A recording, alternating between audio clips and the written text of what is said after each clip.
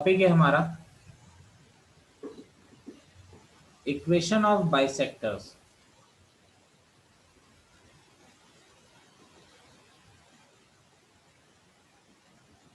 Equation of angle bisectors. देखिए, angle bisectors की equation अगर हम लोग निकालते हैं तो देखिए निकालने का तरीका क्या होता है। फर्स्ट ऑफ ऑल तो जैसे दो लाइनें आपको गिवन है, मान लीजिए एक लाइन ये है आपकी, एक लाइन ये है। इनका एंगल बाइसेक्टर की इक्वेशन निकालनी है। मान लीजिए फर्स्ट लाइन का equation a1x plus b1y plus c1 equal to 0 है, एंड सेकेंड लाइन का इक्वेशन है a2x plus b2y plus c2 is equal to 0। यानी फर्स्ट लाइन है आपकी a1x plus b1y plus c1 equal to 0, and second line है आपकी a2x plus b2y plus c2 equal to 0। देखिए, first of all मैंने आपको एक कॉन्सेप्ट पढ़ाया था लोकस। लोकस क्या होता है?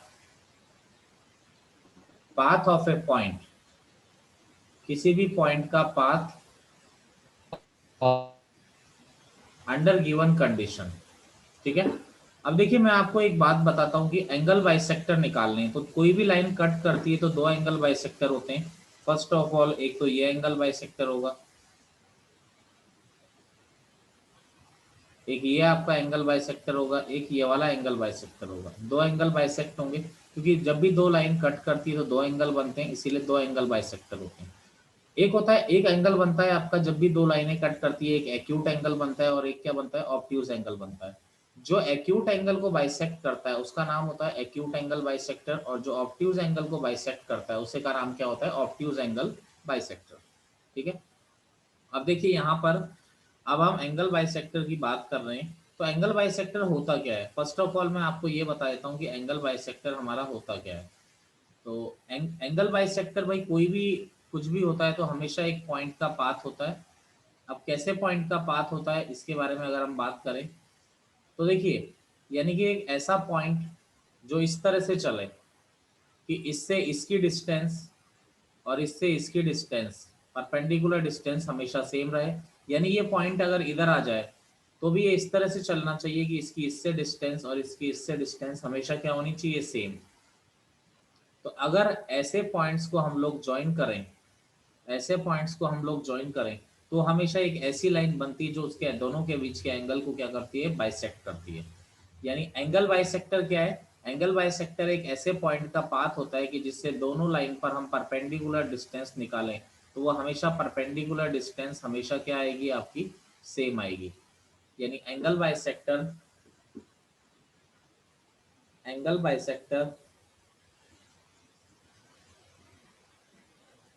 Is a locus of points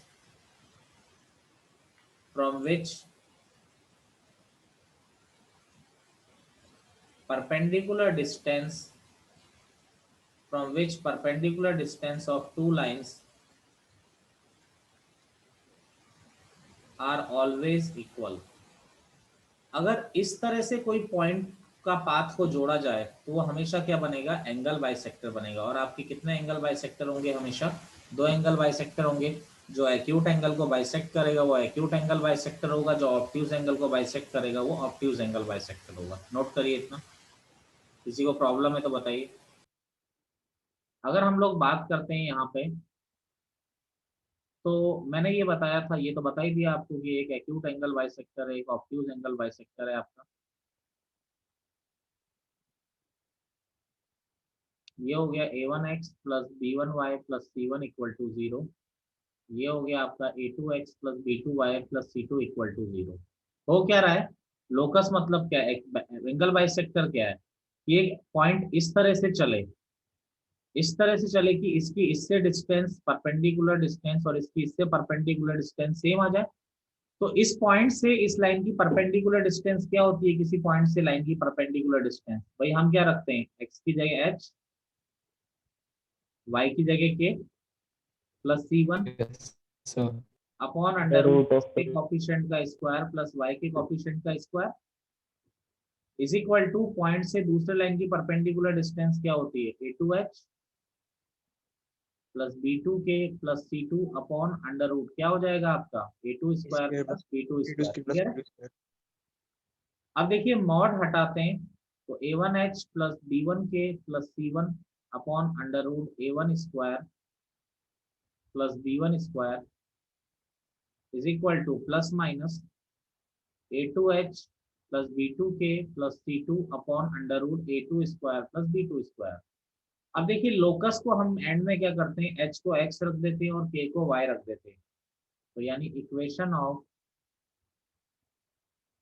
equation of angle bisector क्या होता है, A1X plus B1Y plus C1 upon under root A1 square plus B1 square is equal to plus minus A2X plus B2Y plus C2 upon under root A2 square plus B2 square.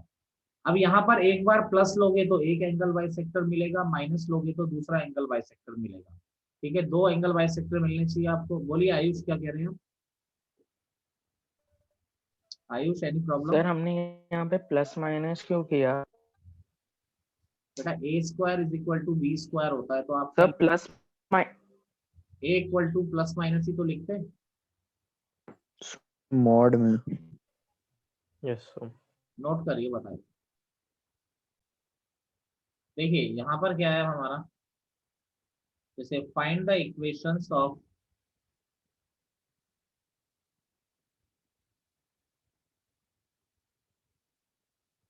find the equations of the bisector of the angles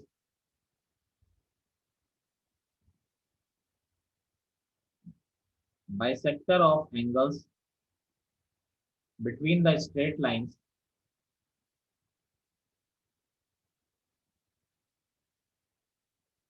between the straight line 3x minus 4y plus 7 equal to 0 and 12x plus 5y minus 2 equal to 0। अब देखिए दो line दे रखी है, इनके बीच में angle bisector निकालना है। तो फॉर्मूला मैंने बताया equation of angle bisector,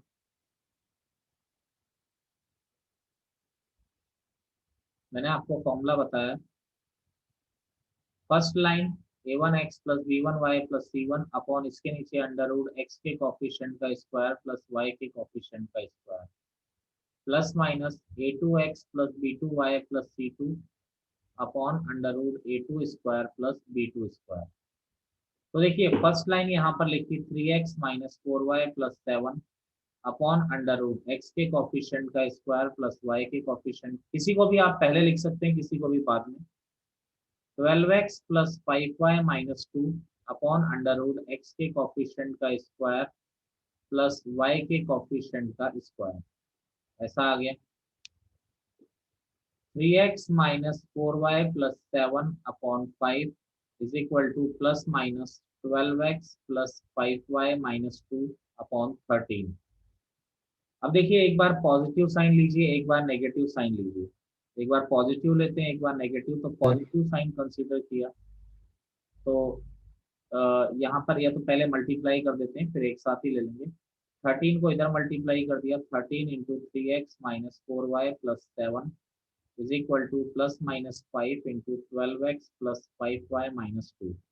13 multiply हुआ तो 39x minus 52y plus 91 is equal to 5 को मल्टीप्लाई किया तो 60x प्लस 25y माइनस 10, ठीक है। तो ये हो गया 60x plus 25y minus 10, positive sign लिया तो 39x minus 52y plus 91 is equal to 60x plus 25y minus 10। तो ये 39 60 माइनस 39 कितना हो गया आपका, बोलिए 21x। 52 और 25 ऐड होंगे प्लस 71x और 71y और minus 91 minus 10, minus 91 minus 10 minus 101 equal to 0। ये आपका पहला एंगल सर 77 वाई नहीं होगा? Yes yes 77y correct, 77y। Negative sign consider किया हमने तो नेगेटिव साइन में क्या आ गया, 39x माइनस 52y प्लस 91 इधर आ गया तो -60x -25y प्लस 10। तो 60 और 39 अगर हम लोग ऐड करते हैं तो 99x -52 प्लस 25, तो ये आ जाएगा -52, हाँ प्लस 25, कितना हो जाएगा? कुछ गलत तो नहीं हो रही कैलकुलेशन? -27 हाँ -27y और 91 -10 प्लस 81, 11x -3y + 9। यही आ रहा है। अगर इसमें से कॉमन निकालेंगे हाँ वो अलग बात है, 3 कॉमन आ जाएगा तो कितना आ जाएगा? 13। 9 कॉमन आ जाएगा। हाँ 9 9 कॉमन आ जाएगा, सही कह रहे हैं, 9 कॉमन आ जाता है। तो 11x -3y plus 9 equal to 0। Clear है सबको? Yes sir. आपको दो लाइंस गिवन है। दो लाइंस कौन सी है? पहली लाइन है a1x plus b1y plus c1 equal to 0, और दूसरी लाइन है a2x plus b2y plus c2 equal to 0। Step 1, first step क्या है? c1 और c2 को पॉजिटिव बनाओ, यानी जो भी कांस्टेंट दे रखे हैं उनको पॉजिटिव बनाओ। जैसे जैसे दो लाइनें मैंने दे दी, x plus 2y minus 3 equal to 0 और 2x plus y plus 5 equal to 0, तो इसमें तो ऑटोमेटिकली पॉजिटिव है, इसमें पॉजिटिव नहीं है, तो इसको पॉजिटिव बनाओ। क्या करोगे पॉजिटिव बनाने के लिए? मल्टीप्लाई कर दो। कांस्टेंट को पॉजिटिव करना। हाँ c1 तो बेटा कांस्टेंट ही है ना, c1 c2 तो कांस्टेंट को ही रिप्रेजेंट कर रहा है ना यहाँ पे। हाँ जी, yes sir.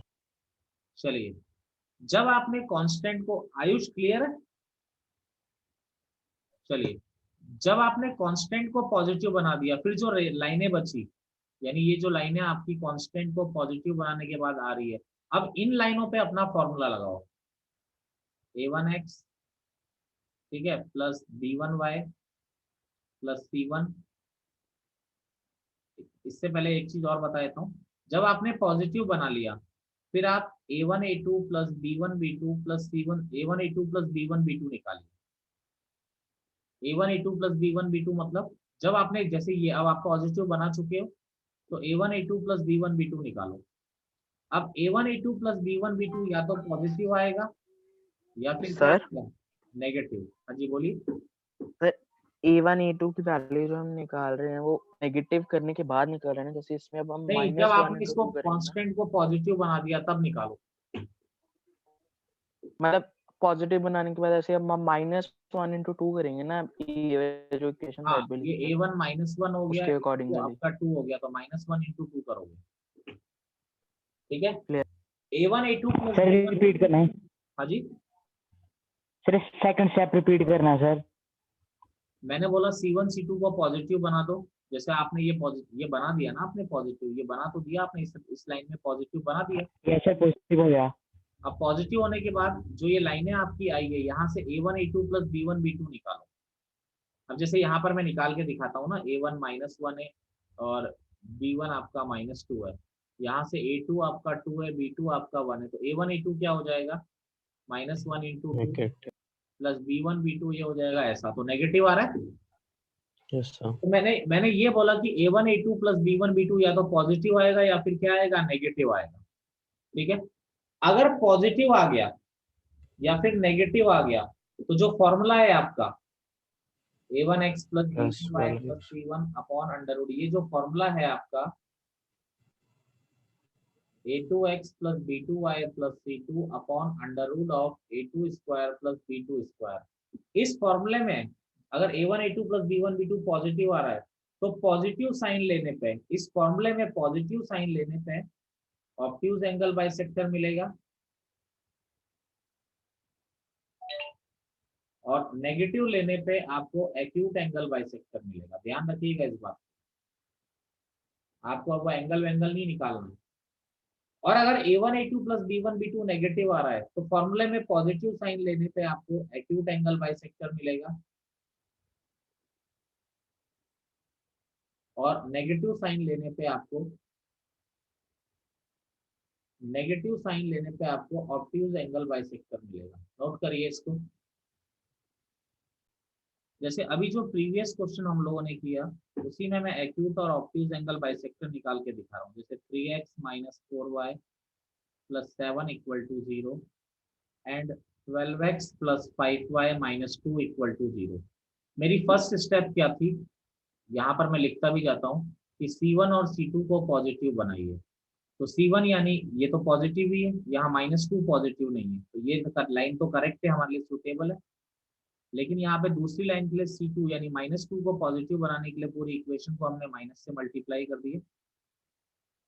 -12x minus 5y plus 2 equal to 0। Clear. अब इसके बाद C1 C2 पॉजिटिव हो गए। अब A1 A2 plus B1 B2 second step मैंने बताई थी कि A1 A2 plus B1 B2 आप निकालिए। तो A1 यहाँ पर क्या है 3, B1 आपका -4 है, A2 आपका -12 आ रहा है, B2 आपका -5 आ रहा है। तो मैंने आपको बोला A1 A2 plus B1 B2 आप निकालिए। तो A1 A2 यानी 3 नेगेटिव होगा। -12 प्लस -4 इंटू -5, तो ये क्या आ गया -36 प्लस 20 -16 -16, यानी A1 A2 plus B1 B2 आपका नेगेटिव आ रहा है। मैंने यहाँ पर लिखाया था कि A1 A2 plus B1 B2 अगर नेगेटिव आता है तो जो फॉर्मूला होता है, फॉर्मूला देखिए, अब जो फॉर्मूला आपका है आप इसमें लगाएंगे जब C1 और C2 आपके पॉजिटिव है। फॉर्मूला क्या था, 3x minus 4y plus 7 upon under root x के कॉफिशिएंट का स्क्वायर प्लस y के कॉफिशिएंट का square is equal to plus minus 12x minus 5y plus 2 upon under root x के कॉफिशिएंट का स्क्वायर प्लस y के coefficient का whole square. ऐसा। अब देखिए मैंने बोला A1 A2 plus B1 B2 negative आता है, तो फॉर्मूले में प्लस साइन लेने पे आपको एक्यूट एंगल बाइसेक्टर मिलता है और माइनस साइन लेने पे आपको ऑब्ट्यूज एंगल बाइसेक्टर मिलता है। लेकिन अगर A1 A2 plus B1 B2 अगर पॉजिटिव साइन लेता है तो फॉर्मूले में प्लस लेने पर ऑब्ट्यूज एंगल बाइसेक्टर मिलता है और माइनस लेने पे एक्यूट एंगल बाइसेक्टर मिलता है। तो यहाँ पर आपको क्या बोला गया है, A1 A2 plus B1 B2 negative, यानी ये वाला केस है। तो इस फॉर्मूले में अगर मैं पॉजिटिव साइन लूंगा तो आपको कौन सा एंगल बाइसेक्टर मिलेगा, एक्यूट एंगल।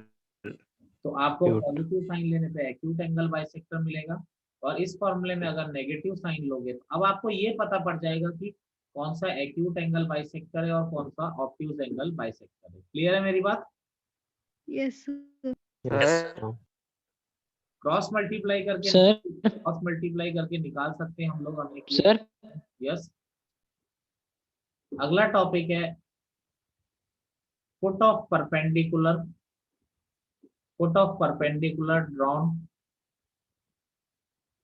एंडिंग चल रही चैप्टर की। Foot of perpendicular drawn from the point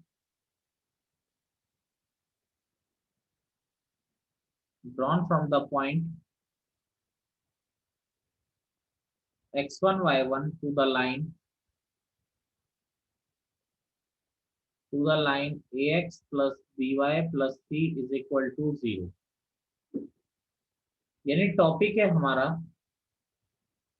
कि किसी लाइन पर, देखिए पहले मैं टॉपिक क्लियर कर देता हूँ। किसी लाइन पर, कोई लाइन है आपकी ax plus by plus c is equal to 0। इस लाइन पर किसी पॉइंट p x1 y1 से आपने एक परपेंडिकुलर ड्रॉ किया, तो मुझसे क्या बोला जा रहा है कि जो फुट ऑफ परपेंडिकुलर क्या होता है, जहां पर इस पॉइंट से डाली हुई लाइन ने इस लाइन पर कट किया, इसे हम लोग क्या कहते हैं, फुट ऑफ परपेंडिकुलर। ये फुट ऑफ परपेंडिकुलर निकालना है। अगर मैं आपसे बोलूं कि PQ डिस्टेंस क्या होगी, क्या तुम डायरेक्ट निकाल सकते हो PQ distance? Yes sir. Yes, sir. Very x1 plus by1 plus c by a बिल्कुल सही। डायरेक्ट फॉर्मूला है आपका इसका किसी पॉइंट और लाइन के बीच में।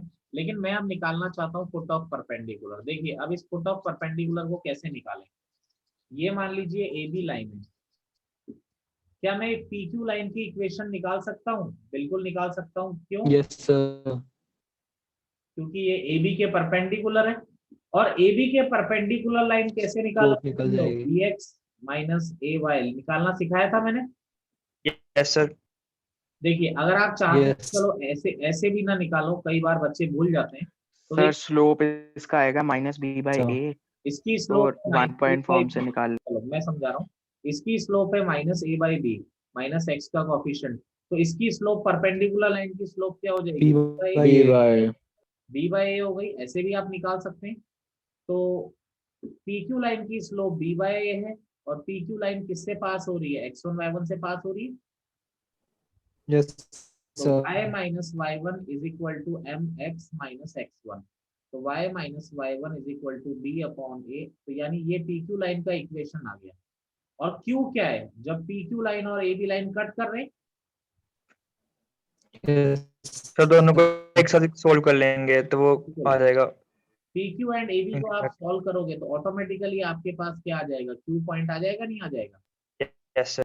और आप क्या निकालना चाहते हो? Q पॉइंट ही तो निकालना चाहते हो यहाँ पे। क्लियर है? Yes sir. नोट करिए।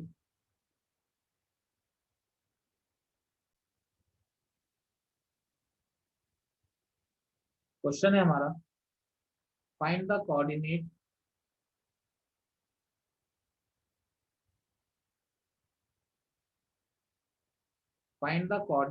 of the foot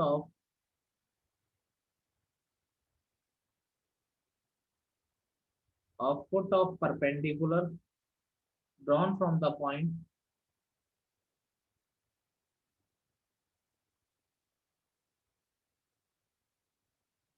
drawn from the point 2 3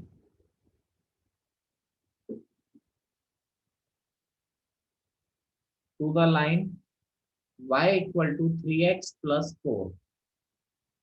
यानी क्वेश्चन क्या बोल रहा है आपसे? क्वेश्चन आपसे बोल रहा है कि एक लाइन है 3x minus y plus 4 equal to 0। इस पर आप 1 2 से परपेंडिकुलर 2 3 से आप परपेंडिकुलर ड्रॉ कर रहे हैं। तो देखिए 2 3 से परपेंडिकुलर ड्रॉ कर रहे हैं, आपने ये परपेंडिकुलर ड्रॉ किया PQ। तो आपको Q का वैल्यू निकालना है। तो Q का वैल्यू निकालने के लिए क्या कर सकते हैं हम लोग? पहले PQ का इक्वेशन निकाल लें। Equation of line PQ। तो इसकी स्लोप क्या आ रही है? 3। तो इसकी स्लोप कितनी हो गई बच्चे? -1/3। चलिए, तो ये पहली चीज तो 2, 3 से पास हो रहा है और इसकी स्लोप है -1/3। तो इक्वेशन क्या हो जाएगी? y minus y one is equal to m x minus x one. तो y minus three is equal to m x minus two. तो ये हो गया 3y minus 9। 3y minus 9 is equal to minus x plus 2। तो हमारा क्या आ गया यहाँ पे? x plus 3y is equal to 11। ये लाइन आ गई। और ए बी लाइन आपके पास पहले से ही है, क्या है? 3x minus y is equal to -4। ये सेकंड इक्वेशन है। अब पी क्यू और ए बी को अगर हम सॉल्व करके पॉइंट निकालेंगे तो वो ऑटोमेटिकली इनका पॉइंट ऑफ इंटरसेक्शन आएगा, यानी ऐसा आ जाएगा। तो देखिए इनका पॉइंट ऑफ इंटरसेक्शन आपका है, तो इनको सिंपली सिम्प्लीफाई करें तो इसको 3 से मल्टीप्लाई कर दिया तो x plus 3y is equal to 11। यहाँ हो गया 9x minus 3y is equal to -12। तो ऐड किया, कट गया, तो ये 10x is equal to -1, x is equal to आ गया -1/10। x -1/10 आ गया। -1/10 को अगर यहाँ रख देते हैं तो ये आ जाएगा आपका 20, हाँ 37/10। तो जो फुट ऑफ परपेंडिकुलर हो गए -1/10 और 37/10, ये आपका क्या हो गया आंसर। लिखिए